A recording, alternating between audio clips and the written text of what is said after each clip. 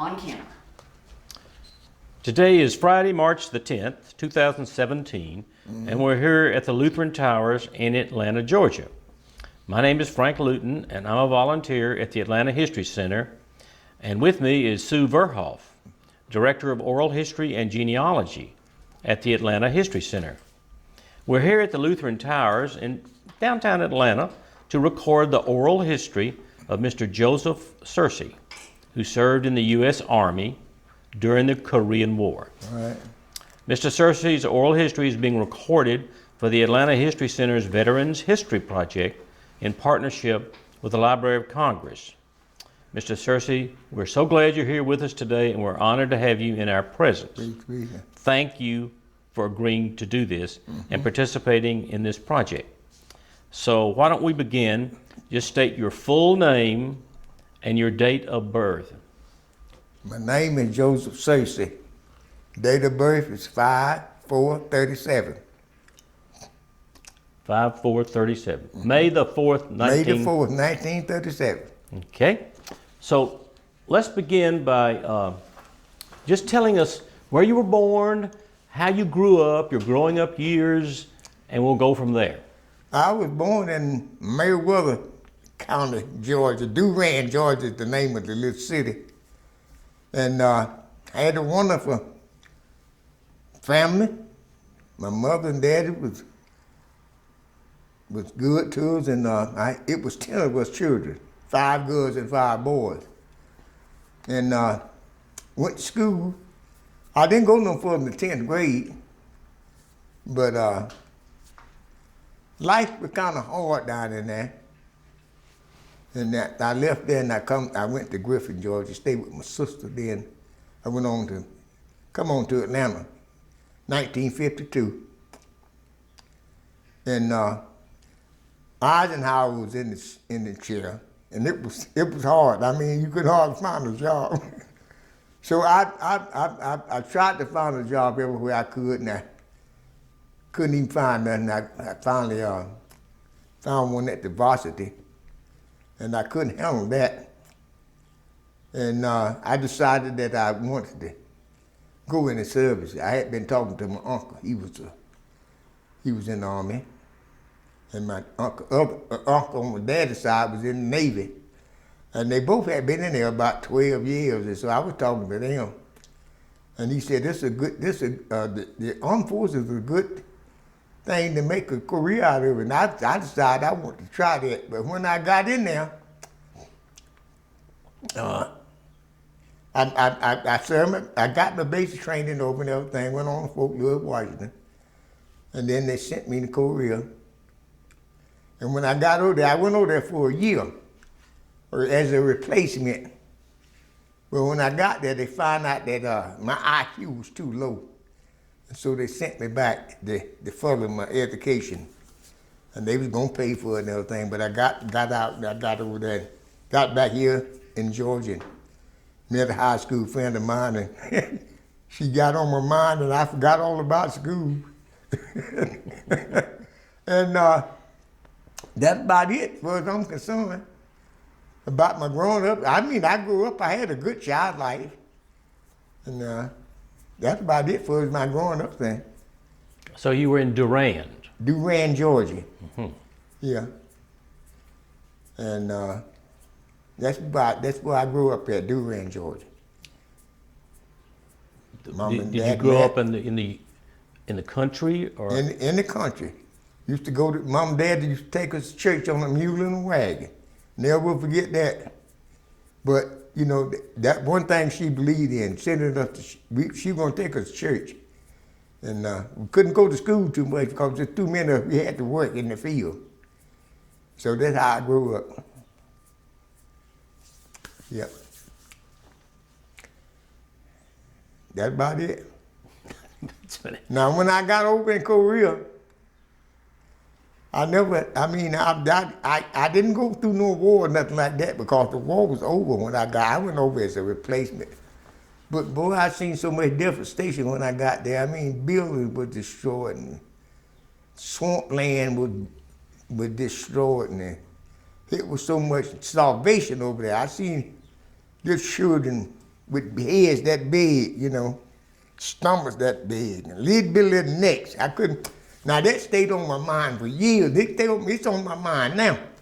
But when it get on my mind real heavy, I have to shoot it off, you know, because that worried me. I had never seen it like that, you know, by being from the country.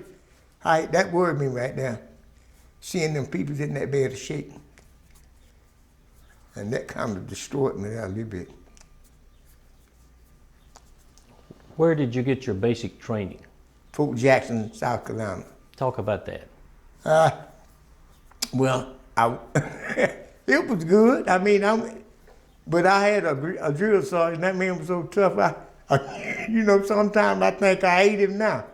He was a tough guy, and I didn't believe in taking orders from nobody.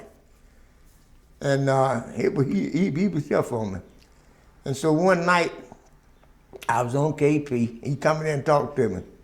He said, Mr. Searcy, I missed that first 8 weeks of basic training. I didn't graduate because I was hard-headed. You know, and he come there and talked to me one day. And he told me, he said, Mr. Searcy, he said, now, I can tell you one of them hard-headed guys. He said, but you're gonna learn to obey orders. He said, now when you leave here, he said, this is my job, is to get you in shape and to make you learn how to behave with other people. And he did that. I mean, that man disciplined me before I left there. I was a different guy. And he really shaped me. And I can give him I give him credit for that. And then I left there, left Fort Jackson, and I went to Fort Leonard Wood, Missouri. That was my second 8 weeks. And it was so cold up there. I got up there. It was in the. I think I got there sometime in January. It was so cold. I never experienced that kind of cold. But that's where I finished my last 8 weeks. Then I left there and went on to Fort Lewis, Washington. What did you do at the camp at the fort in Missouri? I was what they call a quartermaster something. I forgot the name of it, but it was fine that, you know, they didn't have no. They had furnace back in them days. You had to put coals in the furnace for the nurses and things, and that was my job, is keep them furnace going for the nurses' barracks and all that. And I did pretty good. I mean, they were pleased with my service and that.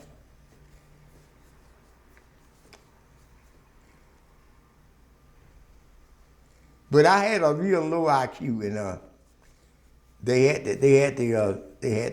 to get rid of me. You know, I didn't even spend my whole time in the Army. You know, I did spend 18 months in the Army, and all. On account of that low IQ, hadn't even finished high school. I just wanted to get away and make a living for myself. Mm-hmm. That's when I joined the Army. How'd your family, what'd they think about you when you went into the Army? What'd they think about that? They didn't like it. But I wasn't quite 21, so Mama had to sign the papers. It took her a long time to do it, but I kept asking and kept asking, so I finally convinced her to sign the papers for me to go in.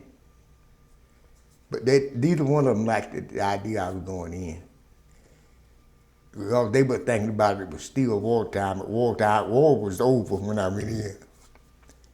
I don't forgot what year did that Korean War over? 1950, 52, what was it, 55? I think it was 55. Huh? 52 or 53? 52. Or 53? Yeah, I think it was 52, yeah. So did you go to, was there a schooling, or did you learn anything when you were in Missouri? Or did you just help the nurses stay warm? I just helped the nurses stay warm. Yeah, just helped the nurses, that kept them warm. Uh-huh.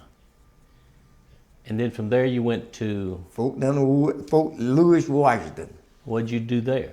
Didn't do nothing. That's where I was processed to go overseas. Okay. Just stayed around in camp. Sat around in camp. Took a whole lot of shots and all that.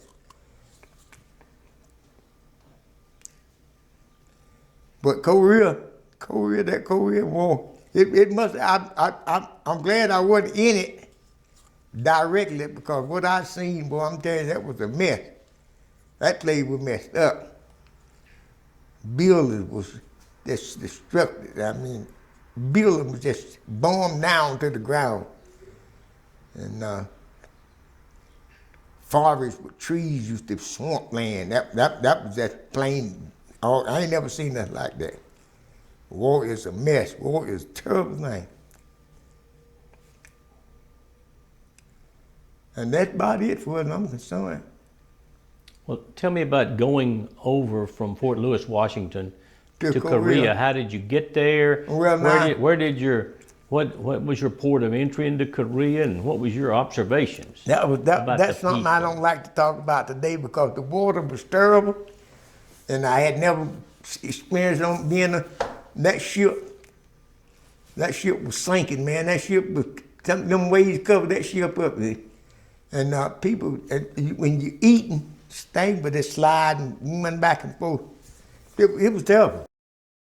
And when I got there, and they took us off the ship and put us on a little something.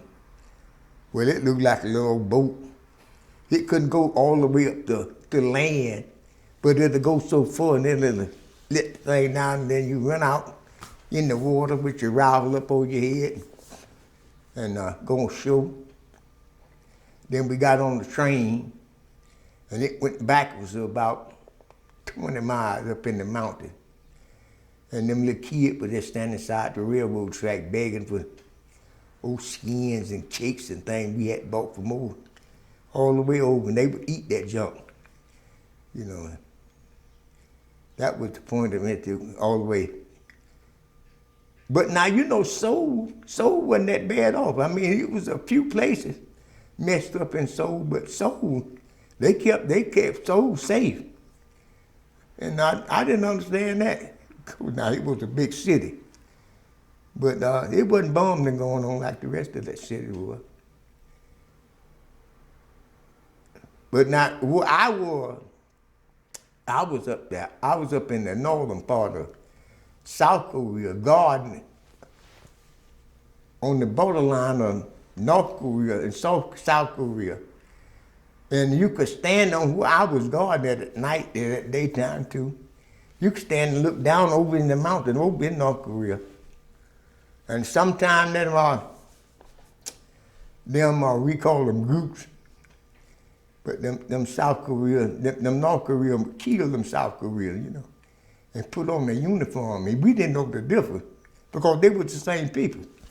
And but we had a password. That's the only way, because they would put on their uniform and come and mix among us, you know, and when they get a chance, they would kill us, you know, and take our possession, you know, whatever we had. And this was after war, you know. Some of them were still fighting, and they would come in camp at night, take the food from our soldiers. But we had a password. If you didn't know that password, you was in trouble. And we got a different password every day. Oh.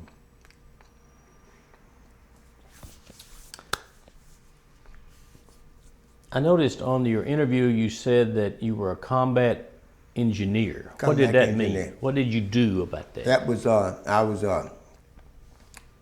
an engineer. I used to. You go ahead of the troops that are on the ground going into combat. You would build bridges, cross rivers, and whatsoever you had to go across. And then you would stay there until your troop get across and tear the bridge down, keep the enemy from falling. And that was our job. Fighting and building, fighting and working. Yeah. So how did you spend your days? Where about? In Korea? Yeah, no, as the combat engineer, what did you do during the day? That was my job, but they changed me once I had my IQ was low, and they changed it. Once I got to Korea, I didn't go through that combat engineer thing. They put me in quartermaster. Mm-hmm. And, So what did you do then? drive trucks and motor pool, from motor pool to quartermaster, ironing and stuff like that. But it's never, that's different things. But mostly, I was in motor pool driving for the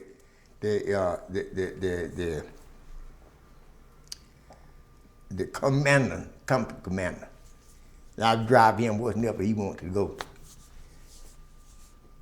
And then sometime when he didn't have to go nowhere, they put me on the mail truck route to go get the mail over sold and bring it back to post office.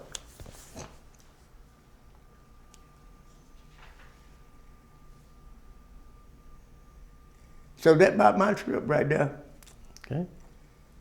So how long were you in Korea? And tell me about what you thought when they said, all right, you're going back home. I didn't really want to come.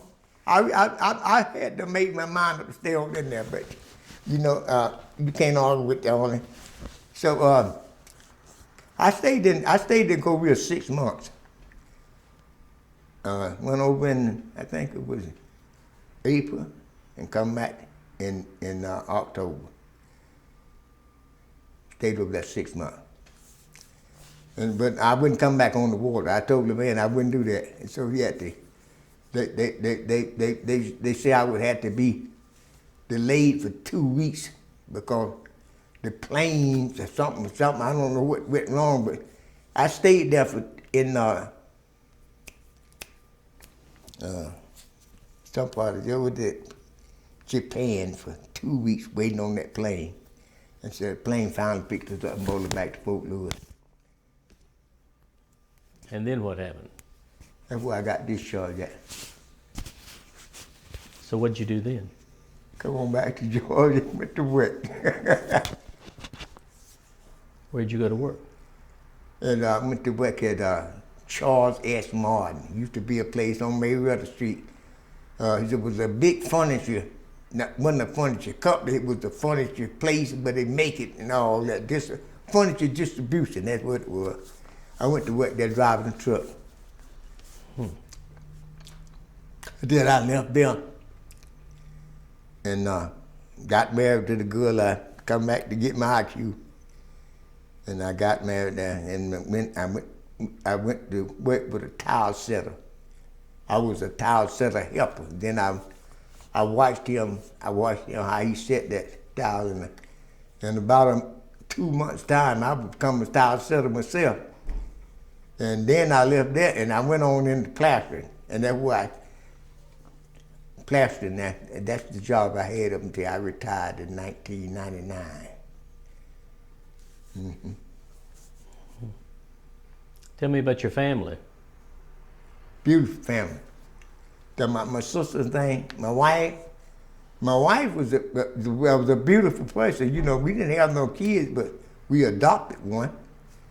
And but she had cancer and died in 2004. Now we stayed together a long time. Married in 1959. She died in 2004.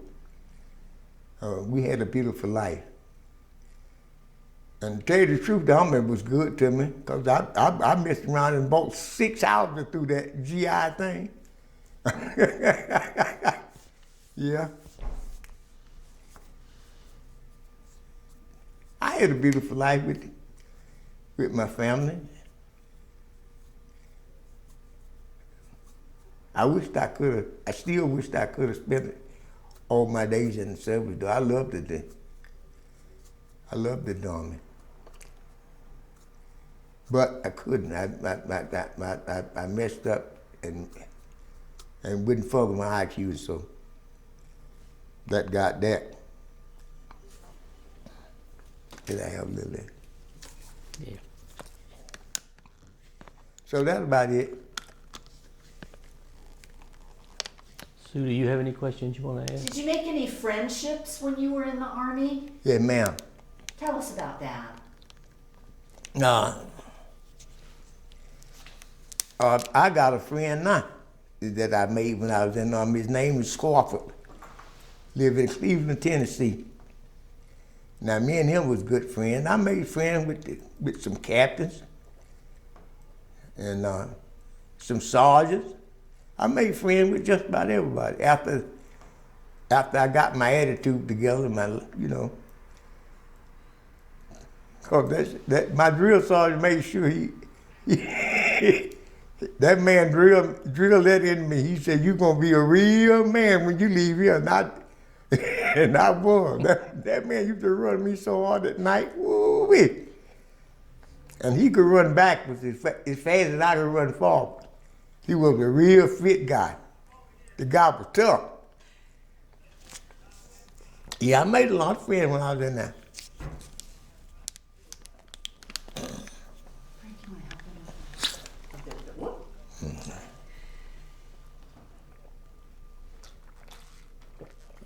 We've heard other veterans talk about, especially veterans who came from the country, talk about how different it was to kind of be thrown all together in the military with people from all over the country, different races, different states, different backgrounds. How was that for you?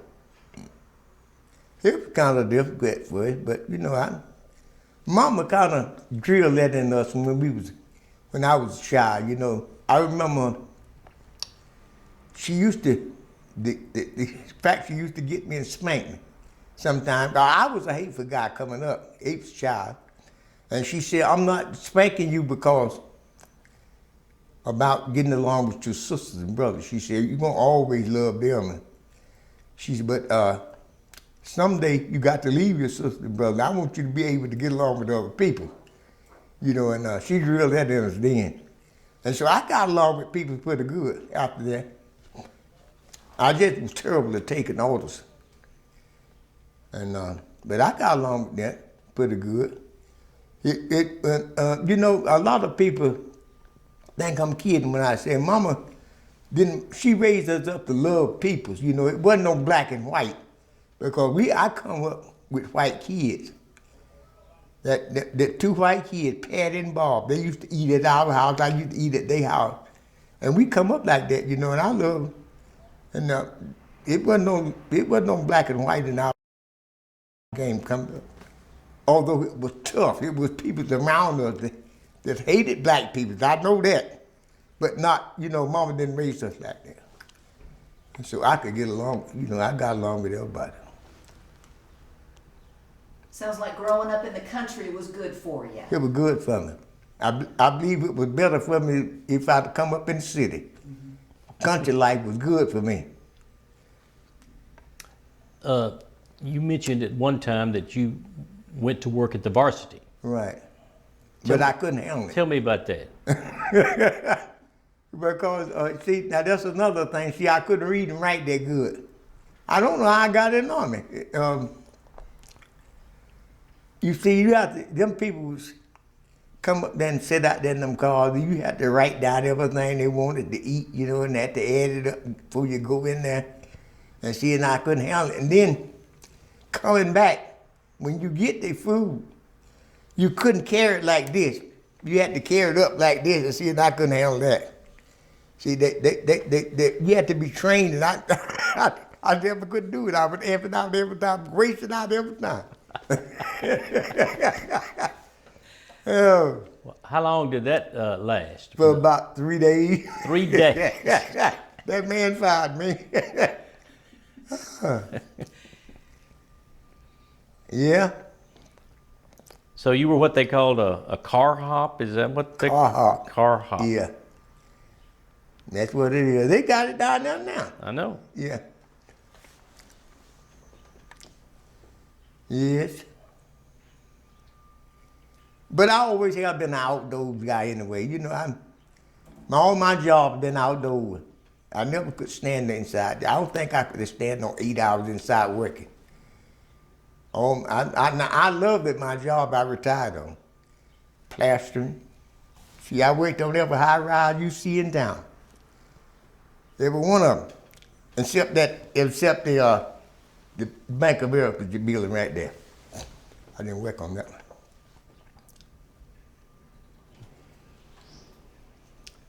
When did you come to the Lutheran Towers? 1999. Okay. Been here a long time. I had a stroke in 98. And I had to learn how to walk again and talk. It took my eyesight, and I'm still halfway blind in this eye. And they stopped me from driving and all that, so but it didn't stop me from working, but I decided I wanted to stop working, so I went on the VA one day, and they told me I had no business trying to work. So they called me in, and the caseworker got on it and retired me in 99. I come to Lutheran Tower. That's about it.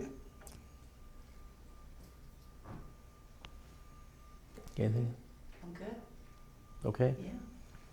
Well, thank you. You're welcome. You had a story and you told it. Okay. So you told me you didn't have a story, but that's not true. You had a great story. Thank Was it you. okay for real? It was fine. Thank you Yes. very much. Yes, it Okay. was. Yes, very informative. Very good. Thank you for your service. Yes, and thank you You're for, welcome, dear. You're for welcome. going over to Korea and observing how that was. I wonder what it would be like now if you went to Korea. I would like to go. I would like to go back. All we did want to go back within the last 20 years. I always wanted to go back and see what that place was like. Cause once you left Seoul, I'm telling you, that place was messed up. Once you left Seoul, it was messed up. Them people bombed that place so bad, tore up that place. And the kids, I never will forget them kids with them big heads and things, man. And them even the grown up with them big stomachs. It was so much starvation there. I had never seen that. That wiped me out there. Yeah, Lord. And they still, I've heard about, there's still this starvation over there like that. Especially over in North Korea, they say all them people do is prepare for everything for war. They take away from all the kids and everything go in the war. It's sad over there in them countries. A person better be glad to live in America, I can tell you that. Glad to live in America. I'm glad to be in America. We're glad to have you being in America. Yeah. Thank you. Uh-huh. Thank you.